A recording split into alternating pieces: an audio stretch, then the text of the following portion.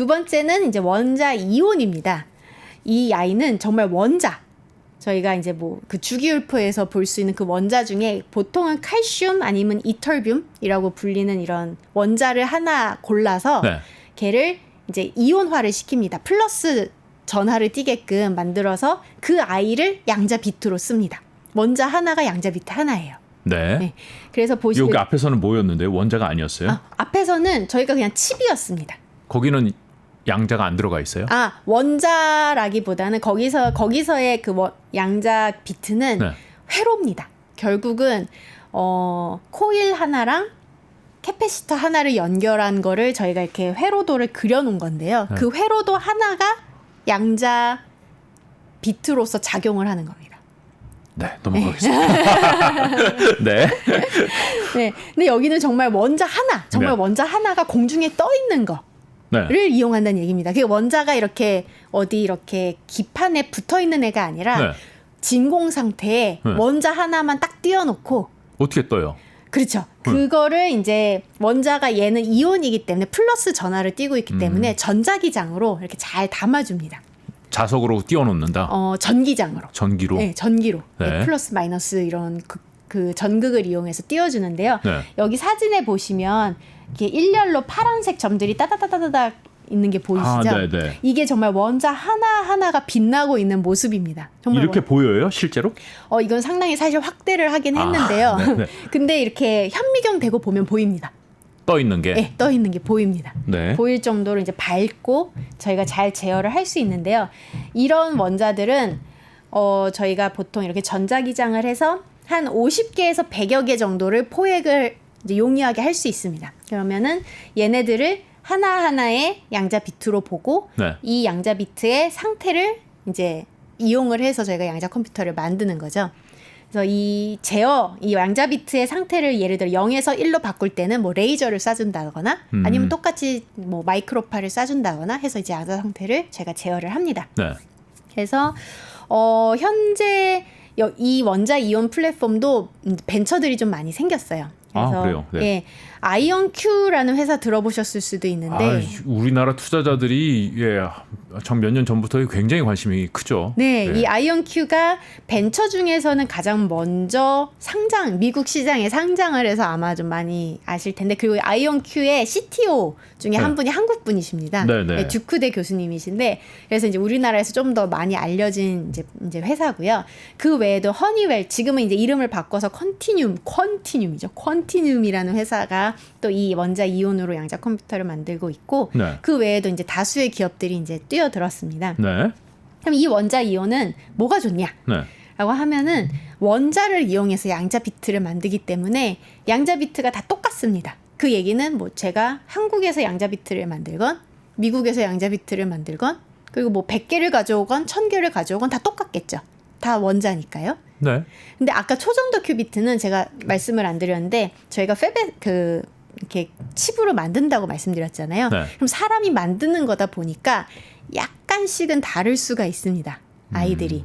반도체도 뭐 그렇게 수율이 안 나와서 네. 오류가 나는 것들이 있다고 하는데 그럴 가능성이 있다는 거군요. 네, 맞습니다. 딱 그 이야기입니다. 네. 그래서 모든 양자 비트가 똑같아야지 저희가 전체적으로 제어를 하기가 좋은데, 만일 저희가 뭐 1나노짜리 기를 만들고 싶었는데 1.1나노가 됐다. 네. 그러면 이제 벌써 다른 거죠. 그런 식으로 사람이 만들다 보니까 모든 비트가 동일하기는 쉽지가 않은데, 그래서 실제로 구글이 한 3년 전에 논문 발표할 때 51개의 양자 비트를 제가 했다고 말씀드렸는데, 그게 사실은 52개의 양자 비트를 프린트를 했는데 하나가 고장이 났어요.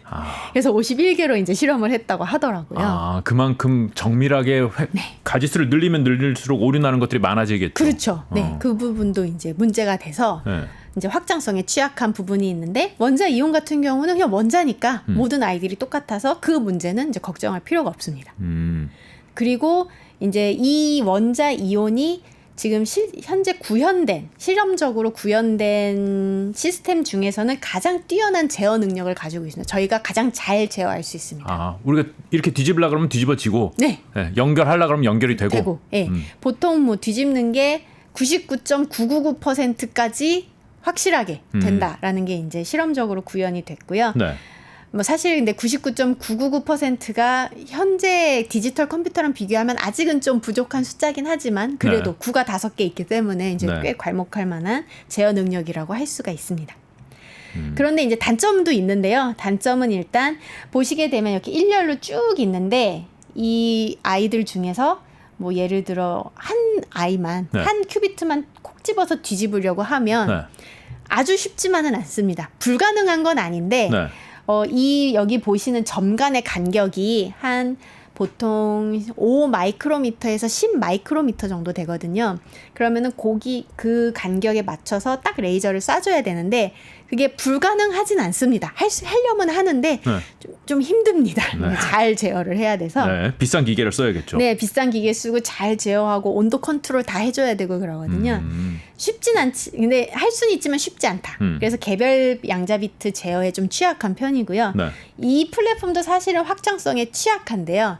그 이유는 원자 비트는 다 동일한데 얘를 다 잘 가둬놓기가 좀 어렵습니다. 아까 제가 전기장을 이용해서 이렇게 잡고 있다고 말씀드렸는데 그 전기장을 저희가 이렇게 그릇을 잘 만들어야 되는데 그릇을 잘 만들기가 또 용이하지가 않습니다. 한 수백 개까지는 잘 만들 수 있는데 이것도 커지면 커질수록 이제 한 10,000개가 되면 이 네. 그릇 만드는 게 또 만만치 않은 전기장을 고르게 만들어야 되거든요. 그게 또 이제 쉽지가 않아서 그래서 확장성에 취약하고 그래서 이 시스템도 똑같이 한 몇백 개까지는 한 그릇에서 하고 그 다음에는 다른 그릇 가져와서 거기 담아서 서로 연결해서 이제 확장하겠다라고 이제 현재 플랜이 서 있습니다. 얘는 그럼 냉각장치 이런 거는 안 커도 되는 거예요? 예, 얘는 냉각을 시키긴 시키는데 레이저로 시킵니다. 원자 이온을 이제 이 원자 이온도 절대 영도에 가까운 온도를 가지고 있는데요. 냉각기를 사용하진 않고요. 네. 원자 같은 경우는 레이저를 잘 이용하면 네. 얘를 마이너스 273도까지 냉각을 시킬 수가 있습니다. 그것도 네. 신기하죠. 네. 어쨌든 커질 필요가 없다는 말씀인가요? 네, 맞습니다. 냉각기로 이제 구속이 되지는 않습니다. 네. 더 많은 뉴스를 보시려면 화면 오른쪽에 있는 구독 버튼을 눌러주시면 됩니다. 그리고 제보할 게 있으면 꼭 저희한테 보내주십시오. 저희가 열심히 취재하도록 하겠습니다. 항상 SBS 뉴스를 시청해 주셔서 대단히 고맙습니다.